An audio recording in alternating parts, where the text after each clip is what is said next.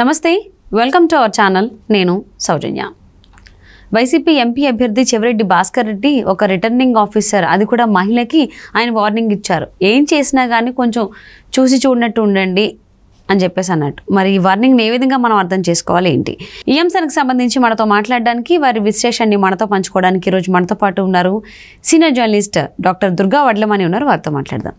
నమస్తే అండి. నమస్తే.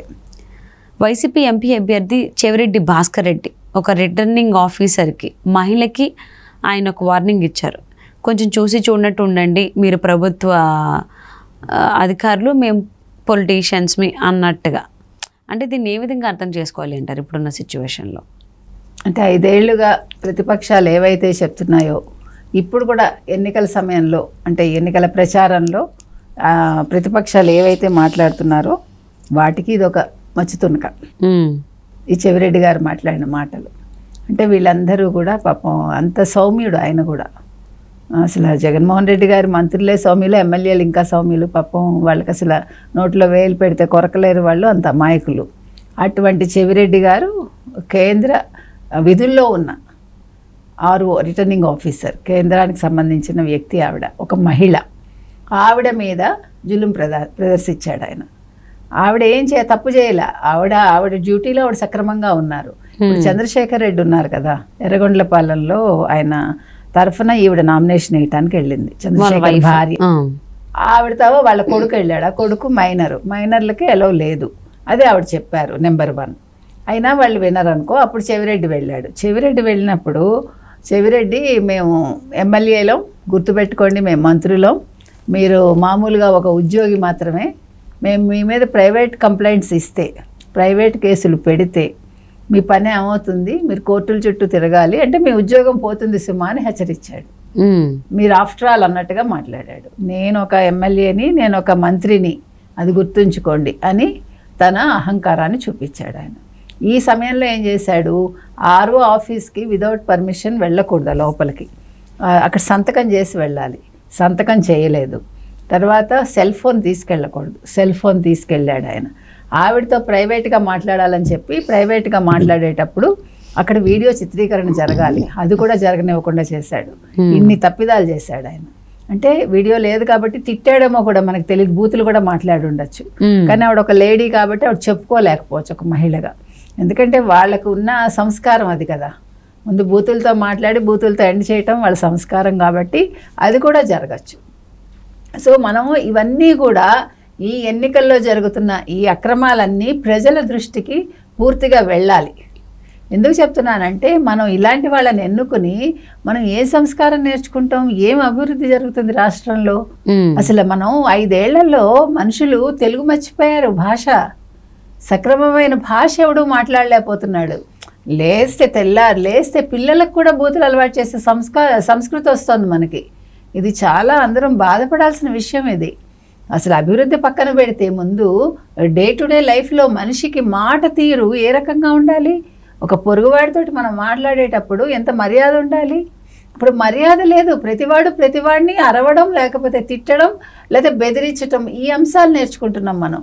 అంటే జగన్మోహన్ రెడ్డి గారు 5 ఏళ్ల పాలనలో ఆయన ఆస్తులు కూడబెట్టుకుని ప్రజలకి ఈ సంస్కారం నేర్పించాడు ఆయన. మన అభివృద్ధి ఎందులో ఉందంటే, భాషను మర్చిపోయి బూతులు నేర్చుకోవటంలో మన అభివృద్ధి కనిపిస్తోంది. అసలు చెవిరెడ్డి భాస్కర్ రెడ్డి కావచ్చు, అంబటి రాంబాబు గారు కావచ్చు, రోజా గారు కావచ్చు, రోజా మహిళను కూడా మర్చిపోతుంది ఆవిడ మాట్లాడే మాటలు మనం భరించలేం. అదేవిధంగా కొడాలి నాని గారు కావచ్చు, అసలు అందరికంటే టాప్ ఆయన. బొత్స అసలు ఏం మాట్లాడతాడో ఆయనకు తెలియదు, ఆయన మాట ఆయనకే అర్థం కాదు, ప్రజలకేం అర్థం అవుతుంది? వీళ్ళందరికీ ఆస్తులు ఉన్నాయి తప్ప అహంకారాలు ఉన్నాయి, సంస్కారం లేదు. ఇప్పుడు ప్రజెంట్ సిచ్యువేషన్ అయితే ఆంధ్రప్రదేశ్లో దీన్ని ఏ రకంగా చూస్తాం మనం? సో అదే అసలు ప్రజలు అంటే ప్రభుత్వ అధికారులకి అలాగా వార్నింగ్ ఇచ్చారు అని అంటే, ఇంకా ప్రజల సంగతి ఇంకా చెప్పుకోని అవసరం లేదు, ఎలా వెళ్తారు ఏంటి అని. ఇందుకు ముందు కూడా ఒక టైంలో మనం మాట్లాడుకోవడం జరిగింది, కొడాలి నాని అనుచరులు మైనర్ల బాలుల పైన ఏం చేశారు ఏంటి అనేది. అంటే అసలు అంటే కామన్ పీపుల్ని ఎదిరించడం ఒక ఎత్తు అయితే, అంటే ప్రభుత్వ అధికారుల పైన ఈ రకంగా అంటే మేము ప్రైవేట్ కేసులు పెడతాం, మీరు కనుక మా మీద కోడ్ ఉల్లంఘనకు సంబంధించి కేసులు పెడుతున్నట్లయితే అని చెప్పేసి అని అనడం, అంటే ఏ విధంగా అర్థం చేసుకోవాలి ఇవన్నీ కూడా? అంటే మేము తప్పు చేస్తాము, మీరు చూసి చూడనట్టు ఉండండి, మీరు నేర్చుకోండి, అది మీరు స్ట్రిక్ట్గా ఉండకండి, అది వాళ్ళు చెప్పేది. మీరు మీ పనులు చేయొద్దు, మీరు సక్రమంగా మీ పని చేయకండి, మేము అక్రమంగా ఉంటాము, మా అక్రమాన్ని మీరు నోటీస్ చేయకుండా మీరు కామ్గా కూర్చోండి, మేము ఇలాగే ఉంటాం, మేము మారం, మేము మంత్రులం లేకపోతే మేము ఎమ్మెల్యేలం, మేము ఇప్పుడు ఎన్నికల్లో నిల్చుంటున్నాం, మీరు అది మర్చిపోతున్నారు, రేపొద్దున మీకు మాతో పని పడుతుంది అంటే మళ్ళీ నెగ్గుతానని అనుకుంటున్నాడు ఆయన. ప్రజలు ఇలాంటి వాళ్ళని నెగ్గిస్తారా? ఆలోచించరా? నెగ్గిస్తే అంతే, ఇంక అధోగతి ఇప్పటికే అయిపోయిందంతా. అసలు ఆంధ్రప్రదేశ్ అంటేనే అందరూ ఆమడ దూరం పారిపోతున్నారు. ఇంక ఇలాంటి వాళ్ళు ఇలాగే ఉంటే ఇంకో 5 ఏళ్ళు మనం ఎందుకు పనికిరాం, అంతే కదా. అందుకని నేను అహంకారంతో ఉంటే ఇప్పుడు మొత్తం అందరూ అలాగే ఉన్నారు. ఎవరికి సరిగా ఒక వాక్యం మాట్లాడటం రాదు, ఇది దండుకోవడం తెలుసు, అంతా దోచుకోవటం తెలుసు, భూ కబ్జాలు తెలుసు, మాట్లాడటం రాదు, బెదిరించటం వచ్చు. పాపం ఆవిడ ఎంత అమాయకంగా ఆవిడ డ్యూటీ ఆవిడ చేస్తోంది. అటువంటి ఆర్ఓ మీద నువ్వు వాళ్ళ నిందలు వేసి నువ్వు బెదిరించి, మరి అలాంటి వాళ్ళ మీద వెంటనే కేసు పెట్టాలి, చర్యలు తీసుకోవాలి. అంటే ఈసీ ఇప్పుడు చెవిరెడ్డి భాస్కర్ రెడ్డి పైన చర్యలు తీసుకునే అవకాశం ఉందంటారా? ఉండాలమ్మా. మరి ఆ చంద్రశేఖర్ భార్య కూడా చెప్పాలి కదా, నువ్వు నీ భర్త తరఫున నువ్వు నామినేషన్ వేయటానికి వచ్చావు, నువ్వు రూల్స్ పాటించవా? నువ్వే రూల్స్ పాటించకపోతే ఇంక నీ భర్త ఏం పాటిస్తాడు? ఆయన ఎమ్మెల్యేగా ఏం గెలుస్తాడు?